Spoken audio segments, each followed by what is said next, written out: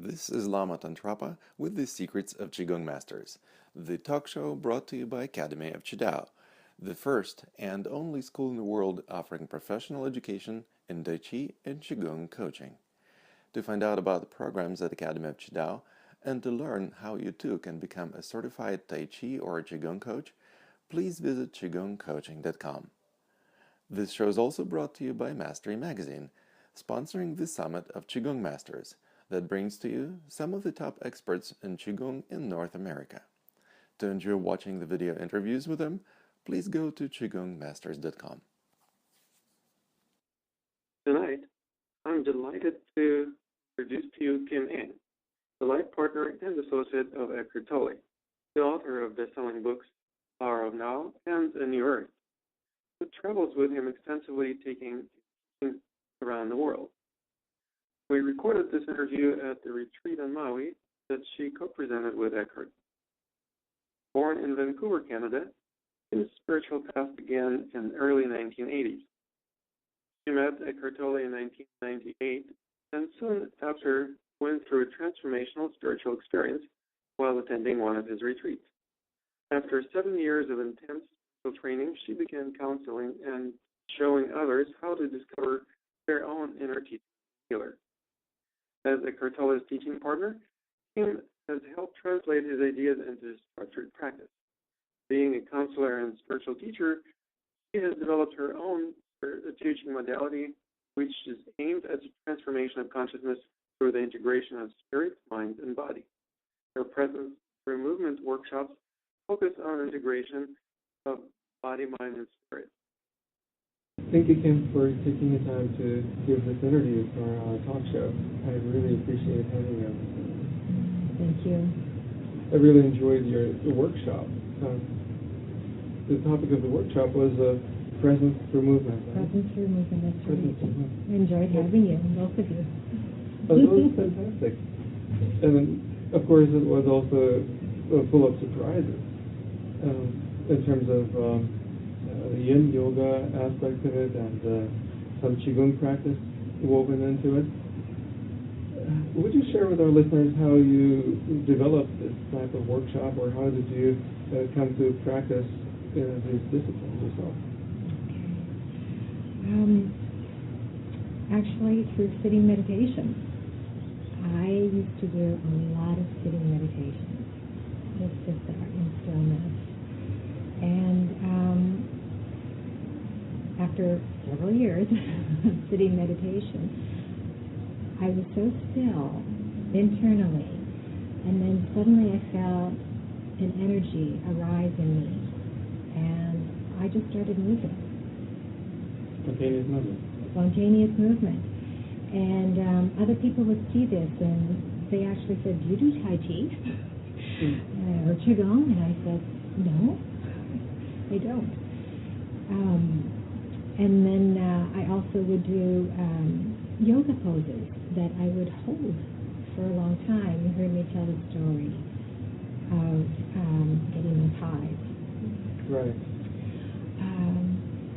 For about, probably I would say a good year, 1 year of spontaneously moving and also holding these poses, I would break out in hives, like really itchy hives, welts. Wow. Every time after I did the yin yoga poses. Sure. And I would like, what's going on? But yet I would always start off in sitting meditation. Again, I'd find myself doing movement or doing poses, holding poses.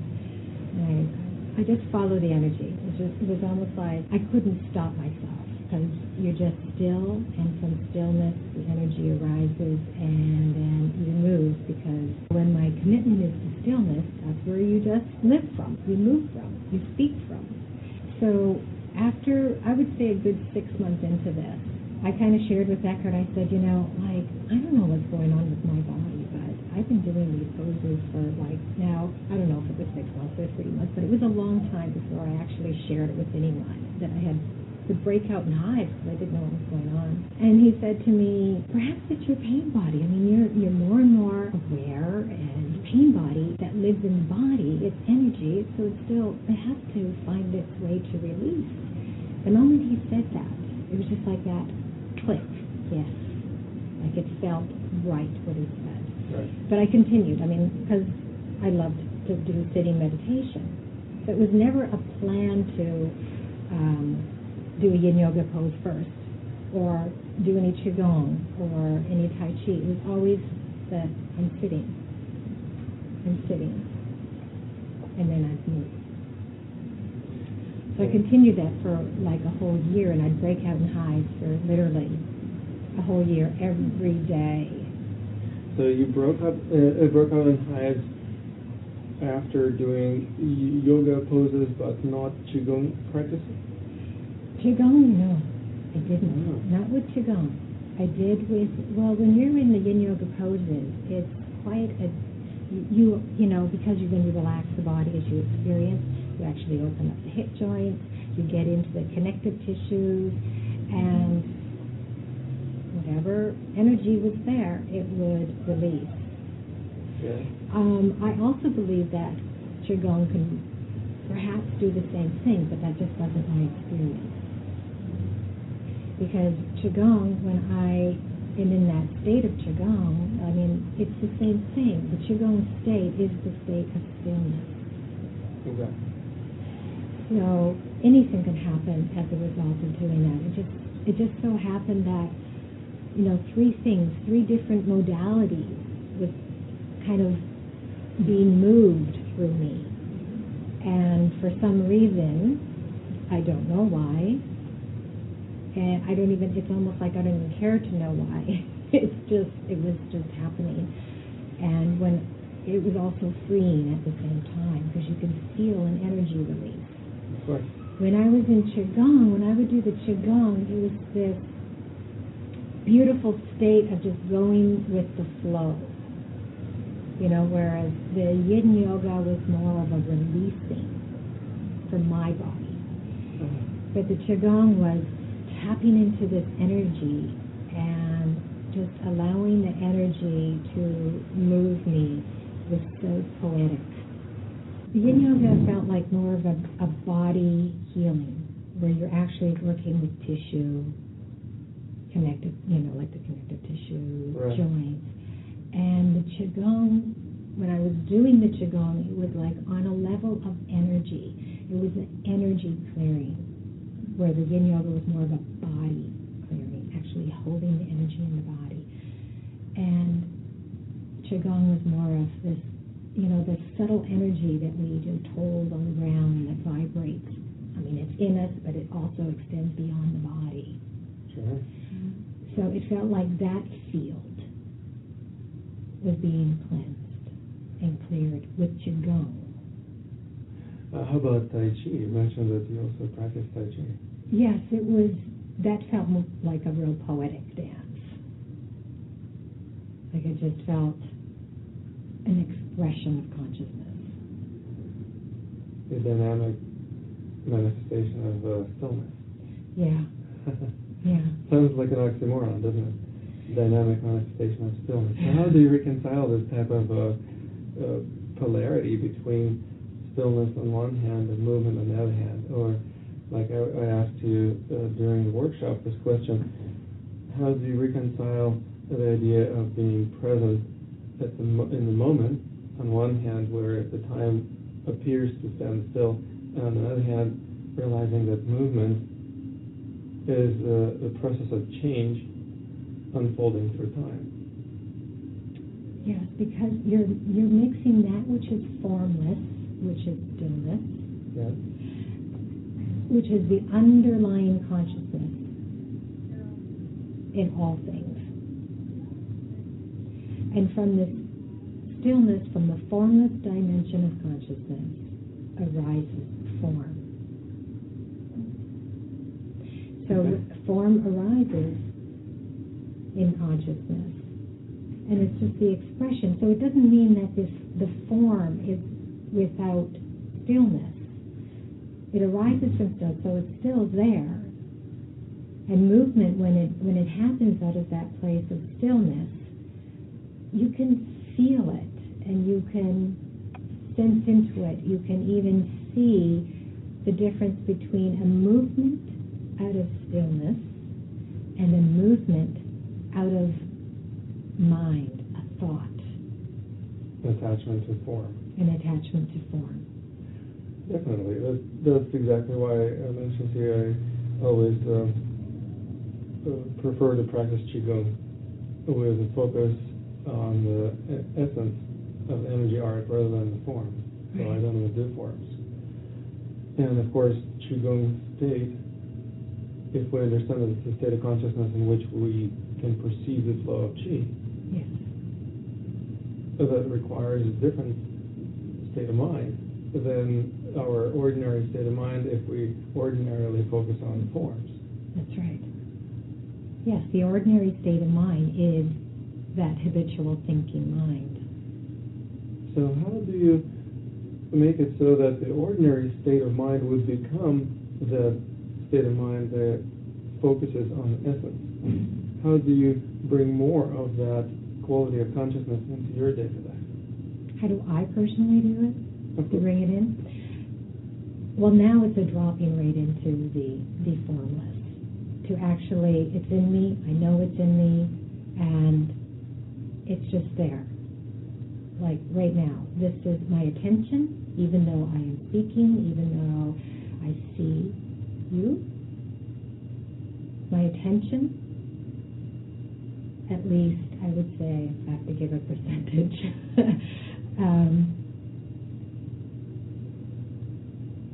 I would say a good maybe 50% at this moment is internally focused on this state of beingness, of stillness, of awareness, whatever is the name you want to call it. So all my attention is not given outwardly, which is usually the normal thing, the habit to do for most people, is to be consumed by our existence in consciousness. So existence means to stand out. So most of us place 100% of attention on form instead of coming back in and just, you see the form, but you also perceive the stillness.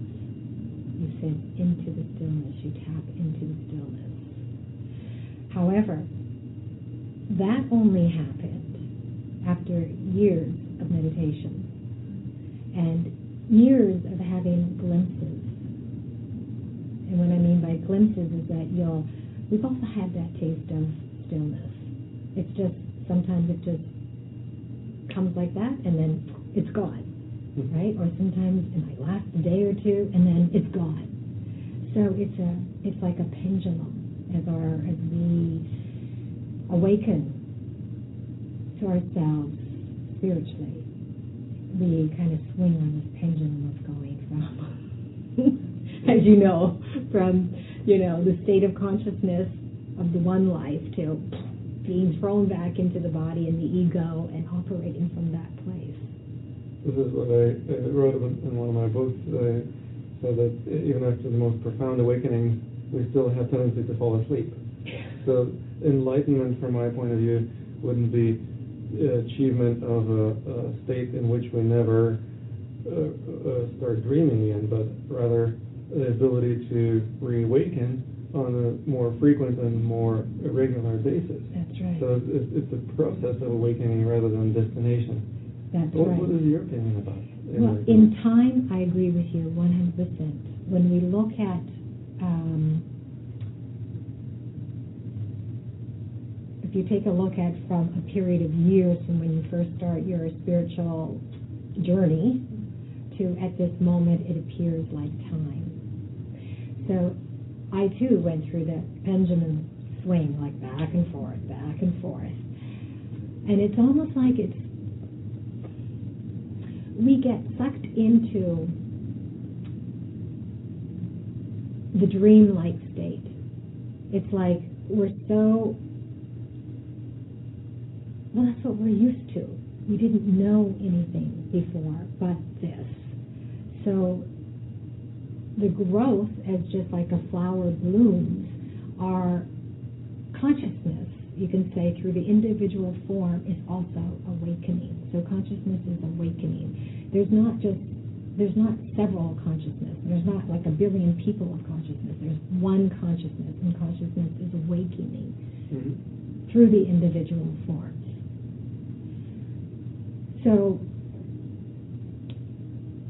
we can have all these different experiences that are so profound, and I've had so many profound spiritual experiences, and actually getting almost like an addiction, wanting more and more and more good experiences, really good highs of spiritual highs. and realizing I was actually in India one time, and I had one of the most profound spiritual experiences. And I went back to a teacher that I go see different teachers, and I have to go see one night, and I said, I saw God. And all he can say was, so? And I go, what do you mean, so? And he goes, so what? That was, that was an experience. So that's all he had said was so. And it was about like 20 minutes. I would go to him and I would say again, yeah, but, the sky opened up and I saw angels and I saw this and I saw that. And he goes, so?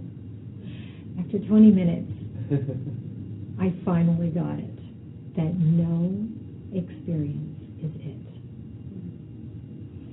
And so I stopped the search, and almost like an addiction for wanting to get more and more experiences of, bliss and Did he have some withdrawal symptoms?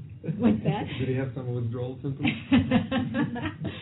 Well, I don't remember I had withdrawal symptoms, but I do remember the moment that I got it. I went, of course, because I knew it on the intellectual level, but there's like something still inside of us that it is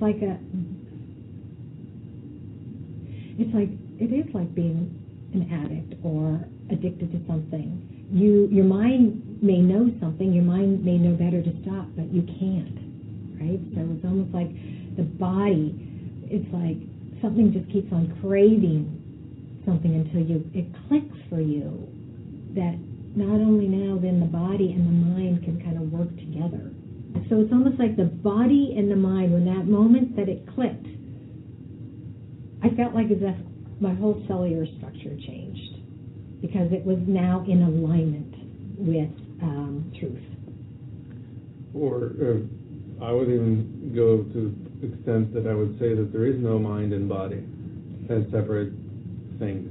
It's just the same organism. Yes, in the of course the totality of it all, but as an experience, it was like the mind and the body just went, oh, and it was almost like my whole cells vibrated on a different level. So they unified.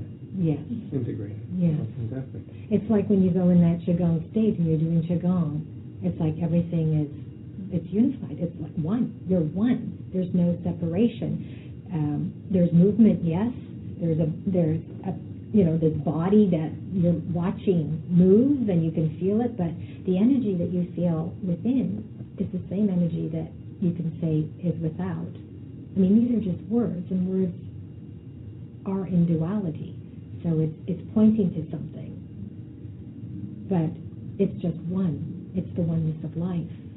The more we separate what's within versus what's without, the more we feel disconnected from the rest of the universe. So that ego that we talked about in the workshop essentially is that wall. Yes, exactly. Yeah. How about the pain body? Eckhart Tolle mentions the pain body in many of his writings. What would you share with our listeners about it? You used the term before.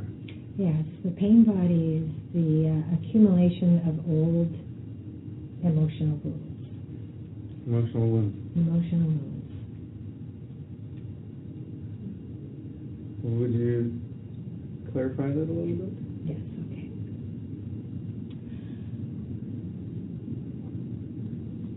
When we have an experience in our life and we were not able to process that experience on all levels, emotionally, psychologically, so just on all levels. And we don't want to look at it, say, so we push it down. Or deny it. Yes. We deny it, or, it's Suppress it. yes, but it was also a way, it's not a bad thing, because at that moment, we didn't know any better. We couldn't process it. So it's just almost the natural way for us to just go, well, not now, not now, not now, until at some point, you can only hold down the beach ball for so long, the beach ball of emotions. So it'll come up. And the pain body, you can say, almost grows into its own little entity, because whatever experience we've had, say for example, if our childhood experience is such that we were abused, we didn't feel loved, whatever the circumstances, what we end up doing when we push something down and we don't deal with something is that we become afraid of it. So when we become afraid of it, we actually end up, as we get older, creating circumstances in our lives. We'll look for things in other people. So if you didn't feel loved when you were a child, you're going to look for every single reason why maybe your partner doesn't love you, or why, your friend doesn't love you. He did this, she did this, translates to, I'm not loved. So it's a belief. Yes, it's a veil we cover ourselves with. So we've covered, the pain body is like a veil. It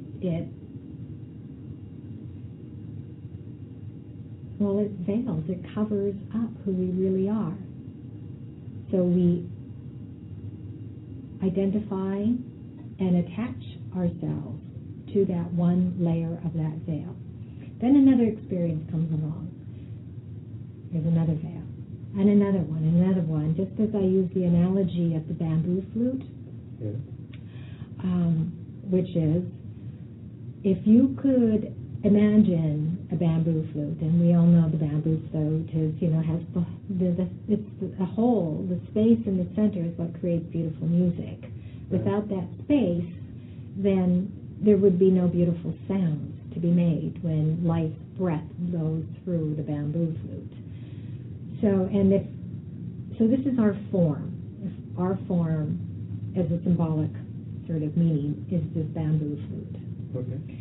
And with every thought, every emotion, every experience that we have in our life, if we do not deal with it or let things go the way that they're actually meant to go, they're meant to be experienced and then leave, but instead we deny, we repress, suppress, we become afraid, whatever, anything is so any thought, any emotion, any experience we say is a bean, and we put a bean, like a lima bean or a kidney bean, we put this bean inside the flute hole, and experiences are always coming, emotions always arise, thoughts arise. So the more that we identify and attach with it, there's more and more beans that go into this flute hole, and it gets stuck. It gets lodged in the hole of the flute. And when life wants to pick you up and play beautiful music through you, absolutely no breath of life can come through that hole. It's blocked. It's full of beans. life cannot use somebody who's so attached to and identified to who they think they are or their experiences that they've had, emotions that they've had. Life can use us when we are totally empty. We don't have to be totally empty. We just have to be willing to be in that state of consciousness, to empty our minds, in other words, to be used for even that moment. And that happens with wonderful musicians, great artists. They can create the most beautiful masterpiece, but in their everyday lives, maybe it's falling apart or something. So it's not that you have to be totally empty. You just have to be empty enough to be used. But the task of the one who is seeking, we can say, enlightenment or that true union with the divine. Seeking enlightenment. I will definitely return back to that. Okay. Those who are seeking that or desiring to have that union with the divine eventually has to come to that realization that this emptiness that we must experience, the emptiness of the no mind, having no mind, must be, we can say, all the time. Having no mind all the time. Well, that is, you can be a part-time spiritual seeker, which you'll end up in suffering sooner or later, or you can be a full-time and coming to mastery, to become a master, which means a master in your everyday life. How do you distinguish, where's the line between the amateur spiritual seekers and the masters? What makes one a master at some point in time? Or if there is no time, then how do you transform into a master? Knowing that who you are on the ultimate level is nothing that arises. Everything that arises, including this moment in form as we speak, is not the Tao. The Tao is formless. The Tao cannot be named. And you know that. So ultimately then knowing that translates into your everyday life where you still do things. You still wash dishes, go do grocery shopping. But you carry, it's like you're carrying this, knowing this with you. Whether it's in the foreground or if it's in the background. Because there may be some times where it requires to give much of your attention to the world of form, doing some, I don't know, some sort of detailed job or something, where it's something that requires your attention. But there's still in the background this knowing, and things come into perspective. It's like the world of form is not taken so seriously. So the people who are amateur spiritual seekers, I don't want to say amateur. Or it's just part-time.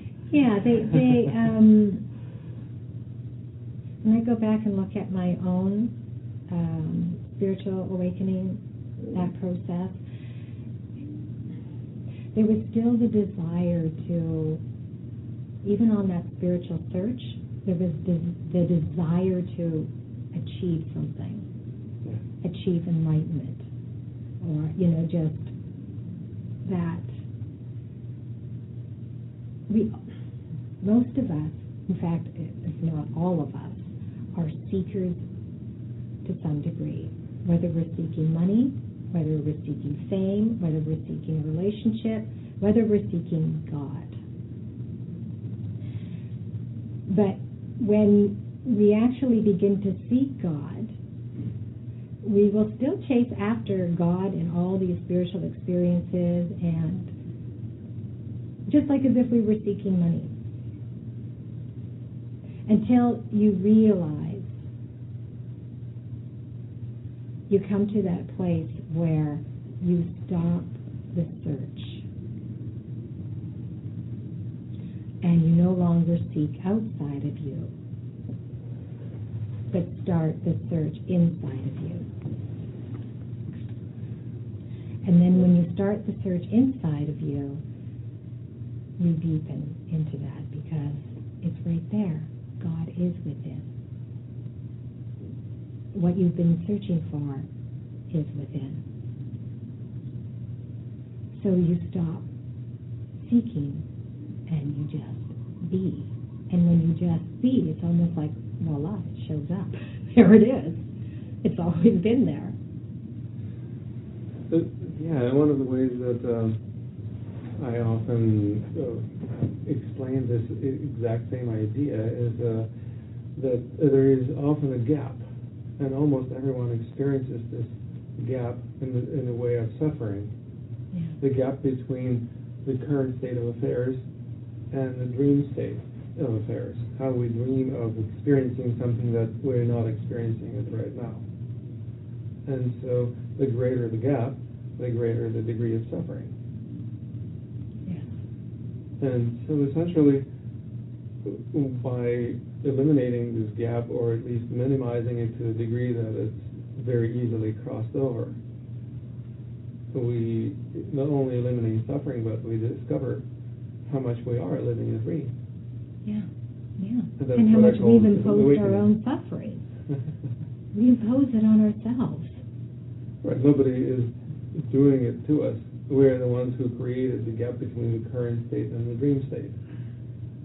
But of course, some people say, well, the society does that. Society tells us you need to want more money, you need to want more beauty, you need to want more relationships. If you don't have a relationship or money or whatever, there's something wrong with you. So why aren't you better off? Or why aren't you in a better relationship?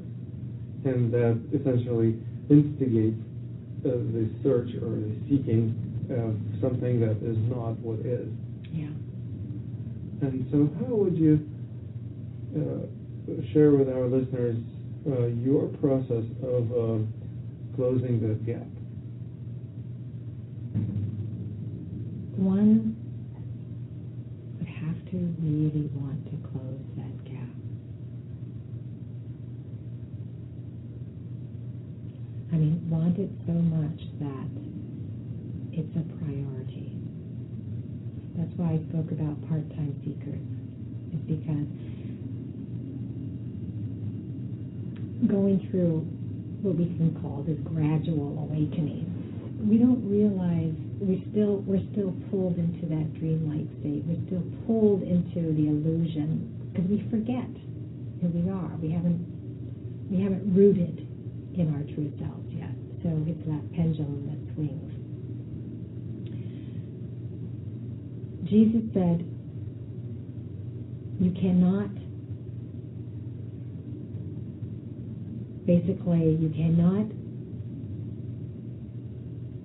I believe he may have been used the words worship even, worship one. You know, like you can't worship two, there has to be only one, basically. That's what, I can't remember the exact words that was said, but it's basically, you cannot have two gods, meaning God and the egoic sense of self. You can't. It's impossible. If you're going to choose the ego, well, you can't choose the God at the same time.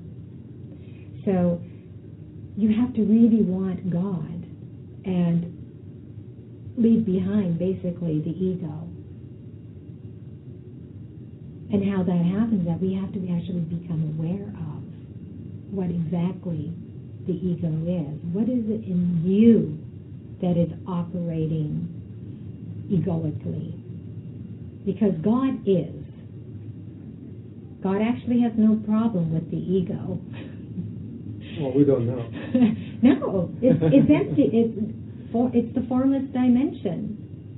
There's no problem. The only problem is, we can say, is that we've reached a point in consciousness to recognize that the ego and identification with the ego, living out of that egoic state, is causing suffering on ourselves, on other people, on this planet. Well, doesn't the Bible or some Christian scripture say that humans are created in the image of God? Which in this case would mean that if humans are pursuing the egoic ideals, that is a reflection of the divine? The ego is a reflection of the divine? Correct. If we say that we are one with the universe, that would also include those people in this universe that are also pursuing the ego. And then that would require acceptance of the ego and its pursuits as part of the whole. Yes, that is true on the totality of things. But there's still a human transformation of consciousness that's happening. Consciousness is evolving. So the evolution of the ego, I'm not saying is a bad thing. It was almost like it's a natural progression. How do you know that? Because it's happened. However, consciousness is evolving. So we are, and how do we know that? Because look at how many people are actually awakening. How many even mainstream people, when I look at those who have never even attended church or gone to any sort of religious thing or any spiritual understanding, and they suddenly pick up the power of now and they go, oh my gosh, I get this. Probably it's easier for them if they didn't attend church. Exactly. So it's happening on a wider scale where consciousness is awakening through the human form more and more. There's still a lot of suffering, there's still a lot of unconsciousness, but there's a lot more consciousness on the planet. Ooh. I don't know what that degree is, what that percentile is. It would be hard to tell. But there is a lot. I mean, I just look at how many people have just been coming to Eckhart's events since I've known him, from, sitting in a room where there's only 10 people to thousands of people. And that's one spiritual teacher. There was some time when Eckhart Tolle had just 10 people in his event. There was one time where he himself just showed up. Oh. How long ago was that? A long time ago, when he lived in England. Uh-huh. And he just, said, okay, well, here I am. If people want to come, he had his little flyer that he put out there, and if somebody showed up, one time one person showed up, and another time he said he showed up. So there was a practice of acceptance for him, acceptance of what is. Oh, okay, I showed up, that's what is. Exactly. I mean, it's not about how many, only the ego would come in and say, well, that's not good. Oh, what's this? So life is, when we are still and we're present, we are teachers, and whether you're a formal teacher or whether you're just with your partner, or a co-worker, or what? Or whether your children. Being in that state of stillness is the true teacher, whether it's words or no words involved. It's just being still. And speaking of being the teacher with a partner, would you share with us a little bit about how it's working out for you to be a partner of Eckhart Tolle, who is a pretty well known and respected teacher by now? Do you find that he learns from you as well as you learn from him? Or how does it work? What's the dynamic? I never asked whether he learns from me. What's the observation?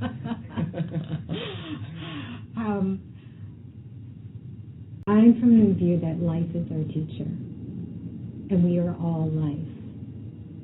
So, Many people have asked me, is Eckhart Tolle your teacher? And I'll say, life is my teacher. Of course. And that does not exclude Eckhart. So if life is the teacher, and if Eckhart sees it that way, then I am too life. Right. And how about the exploration of more down-to-earth aspects of both spiritual as well as health-related aspects of your path? For example, you mentioned that you were a vegetarian, moreover a vegan, if I'm not mistaken. And I don't call myself not a that. vegan. Okay. I don't call myself a vegan. I don't call myself vegetarian. I would have at one time, but now I listen to my body. However, when I tend to lean towards being more vegan, but I don't call myself a vegan. That's exactly what I say when people ask me whether I'm a vegetarian. Yeah, that's right. It's a label, and then a lot of people, what they do is they all identify with that label. And then if something challenges that identity, they feel like they're falling apart, or they don't know who they are anymore. Right, and then they have to protect themselves or make the other I'm right, the other wrong. It's wrong to be a meat eater. Carnivorous. Yeah. How about movement? You mentioned that there was only one time you've seen Eckhart run, but you practice movement, spontaneous movement, which is, to me, the highest evolution of movement, quite a bit. I wonder how that connects with the practice of being present. We talked about a little bit how movement and perception of time go hand in hand, because there is a change happening through time that manifests in the physical movement. And even if no physical movement happens, there is still some movement of chi, there is some breathing, there is some blood flow happening as long as we're alive. So we truly experience stillness only when we die. So how do you mean stillness of the body? The stillness of the mind, stillness of the body, stillness of energy flow. To me, everything is energy. Yes. And so energy doesn't stop flowing as long as we're alive. There is no life without movement. And how do you experience stillness from that point of view? Well, first, I have seen Eckhart run more than once. That was my first time when I saw him run. Okay. That was like, wow, that experience. And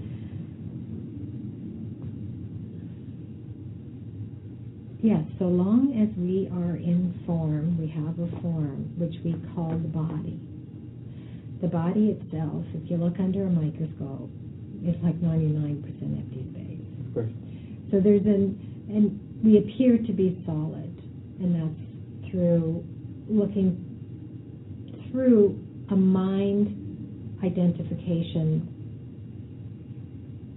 that perceives through a mind that believes that we are solid. So it's just a it's label. not that yes, it's not that it's bad, it's just the way that we are perceiving through the mind. If we come into a state of total relaxation, and I've experienced this before many times, where my body is totally relaxed. Mm-hmm. And when the body's relaxed, the mind's relaxed, because they work together. Indeed. And you're one thing. yes, it's one thing.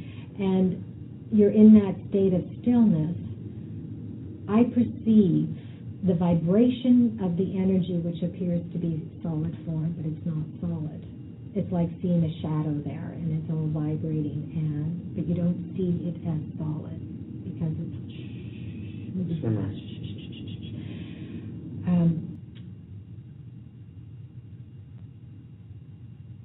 now, I don't know anybody who has ever achieved that state and permanently held that state.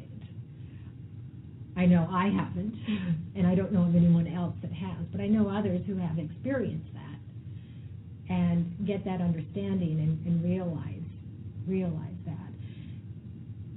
And you don't have to see that all the time. You don't have to see that we're not solid all the time. It's enough to experience it, and it's enough to know that when you have dropped into that still, spacious consciousness where it's formless and yet form arises. It's like a dream. We Yes. keep dreaming things even though we don't do it consciously. We don't try to dream of things. Right. And part of the dream, sometimes as we begin to awaken more and more, is to fall asleep. We go to sleep in that dream until we wake up again. And you can even fall asleep and still have some sense of awareness that, oh my gosh, I'm kind of identified here with being a person, but it isn't that complete losing yourself as a person in the dream. You were somewhat lucid in the dream. Yes, it's Okay. like doing that. It's like doing that. Right. And then at times it's joyful. I mean, my goodness. I mean, look, I'm seeing myself. Look at here in this moment. This is me. Here. Reflecting back to a certain aspect of your own consciousness that you personally don't identify with, so it appears as a separate entity. Exactly. I mean, how cool is that? Yes. I mean, and how beautiful that is to not be attached to form and to know that all forms as myself. Out of that knowingness, how can we want to harm anybody? We're not able to any longer. Because we would feel that we're harming ourselves. We would feel that same pain. And going back to the pain body, when we have our own individual pain bodies, even once you dissolve your individual pain body, we're going to feel pain because you is me. And we feel it. It's just energy. And there is nothing wrong with feeling pain. There's nothing wrong with feeling pain. It's only that resistance to that pain and that attachment to feeling good. Because you don't want to. When we are attached to feeling good, we're actually holding back Feeling bad. So it's actually the result of compartmentalizing or dividing into goodness and badness, good and evil separation that I understand you use as a metaphor for the human race being expelled from the Garden of Eden. Yeah, exactly. When we have identified with the duality, the two extremes, and push away one, not wanting to know the other, Exactly. we will suffer. We're not embracing all of life experiences. And they're only experiences, but we take it so seriously. Now, how would you reconcile this? Is this your last question? Yes. Given that there is this distinction between certain qualities of energy, for example, yin and yang, would it be possible to say, from your point of view, that emphasizing yin actually allows us to experience yang and vice versa? So perhaps emphasizing those aspects of our consciousness that we view as negative or bad would actually allow us to experience more positive qualities as well.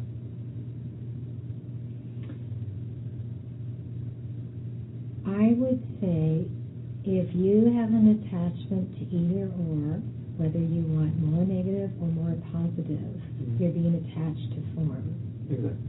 It's a matter of acceptance of negative and positive without the desire for either one. Reignition that they are nothing but another side of the coin. Yeah.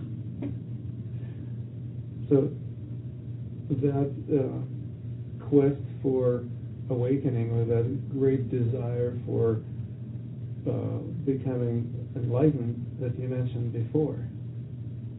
It starts like that, yes. It starts like a desire. Just like you desire, you want to be rich. A desire for a relationship. There's nothing wrong with desires. It's just, are we willing to let go of the desires so it can actually be just placed there? Because when we let go of that desire of spiritual seeking, it's like, voila, suddenly, oh my God, it's been here all along. Right? But we don't know that as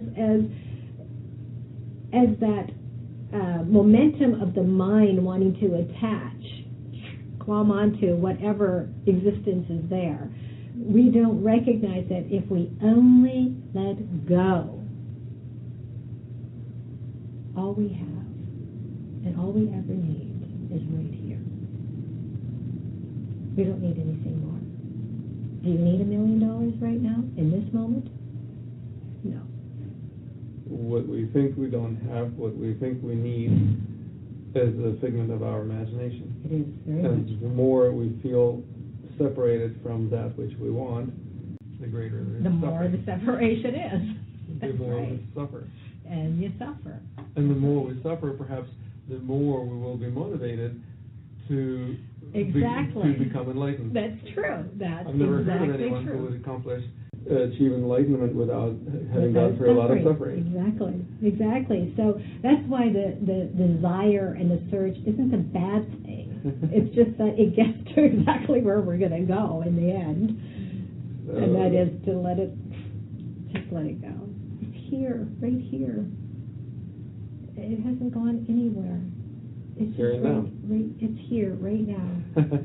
And what we see, what we taste, what we feel, what we touch is me. Is consciousness. Coming out as form.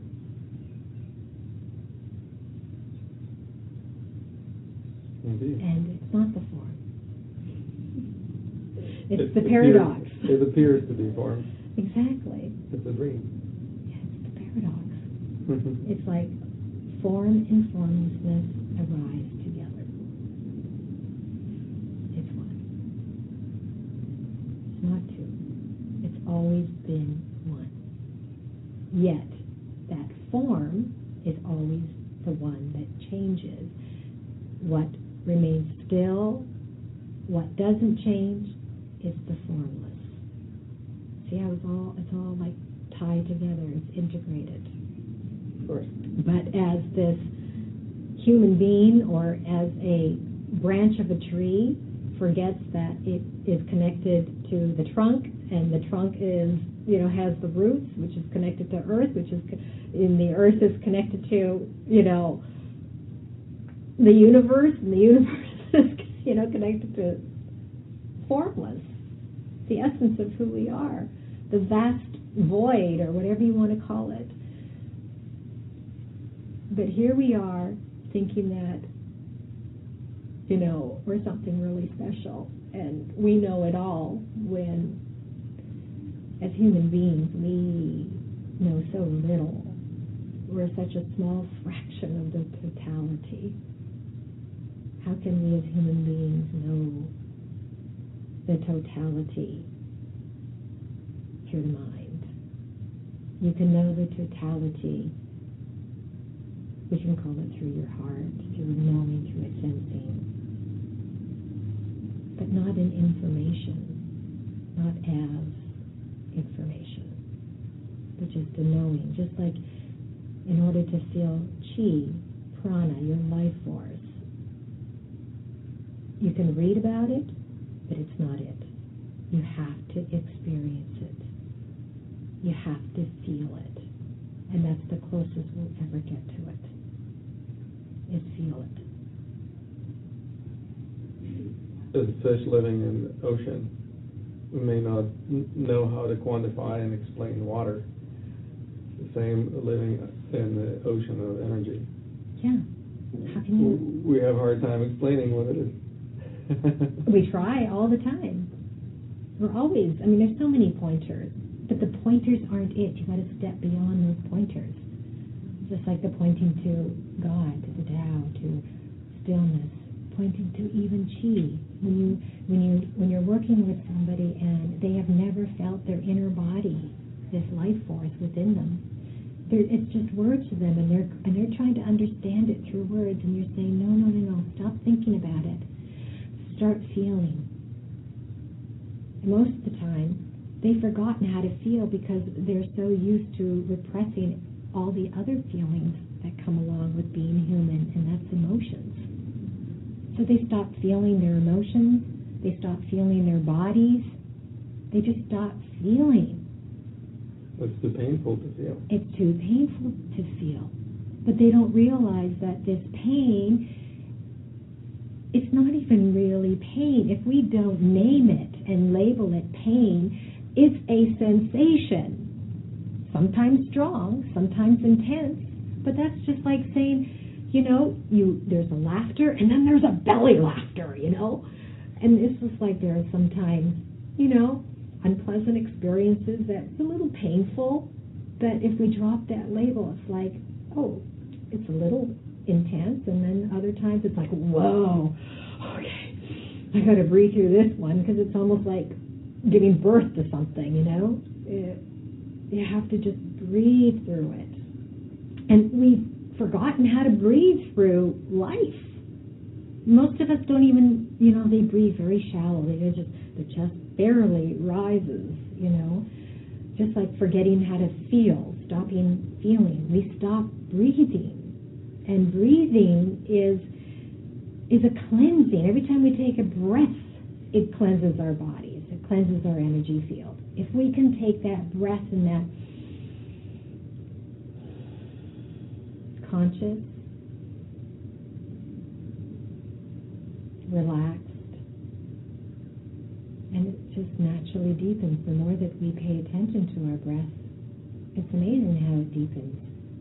And you can totally come to a point where you can be so present that your breath can be one long breath, and then you know that each breath, each inhale, at the top of each inhale, there's a gap, a space, where there's no breath at all. And that can last, when you're present, a very long time, so it's almost like as if you're not even breathing until you exhale. Another gap at the bottom of the exhale before the next inhale. So most of us, we don't even pay attention to that. We're just paying attention only to our thoughts. And only to maybe resistance, of pushing away emotions, not wanting to feel anything. We numb ourselves. I'm not sure, I can't remember what the percentage is in the United States, you're saying, of obesity. I can't remember what that number is, but it's very high. It's very high. We're just filling ourselves, whether we're filling ourselves with food, alcohol, drugs, sex, or even spiritual seeking. We're still wanting to fill ourselves until we finally, the suffering's so great, we just can't do it anymore. And we say, it's like a saying, enough. And our decision at that moment, which is a whole body-mind decision, not just a thought or a decision of the mind. It has to be congruent with your whole body is saying, yes, I've had enough, and you're not going there anymore. And you just, okay, fine. I'm marrying God. That's all there is anyways. That's a good place to stop.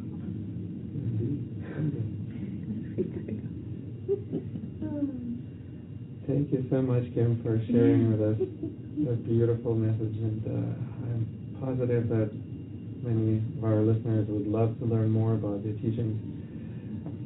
To wrap up our interview, Would you share a little bit about how our listeners can find out about your work online or elsewhere? Yes. I don't have my own website. I still have kind of come off the website of my husband, Eckhart Tolle, and he's at eckharttolle.com. I do have a meditation CD out, put out by Sounds True, as well as 2 DVDs, the Yin Yoga DVD and a Qigong Yoga DVD. I just finished recording a audio about, it's actually called Resist Nothing, and it's about freeing your pain body. Okay. So there is some talk and some meditation exercises with helping to release the pain body in a meditative way. Do you know when it's coming? We just recorded it just before actually coming here to Hawaii, so they did tell me and I've forgotten. I'm sure it'll be like in the new year, early new year. Excellent. And I'm sure it's going to be available through Totality.com. Yes. Yeah. Yeah. Wonderful. Is there anything that you would like to share with our listeners, wish to them, or to wrap up with any thoughts of wisdom?